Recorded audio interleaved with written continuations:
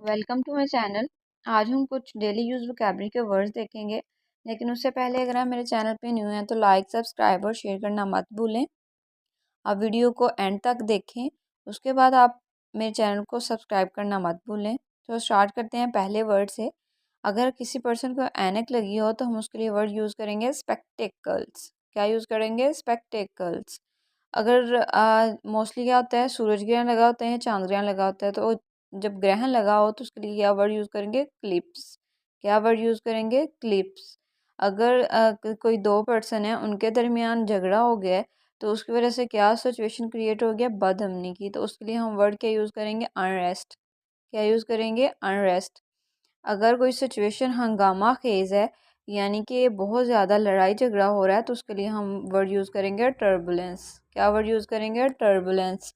तो ये हमने कुछ डेली यूज़ वोकैबलरी के वर्ड्स देख लिए। Hope so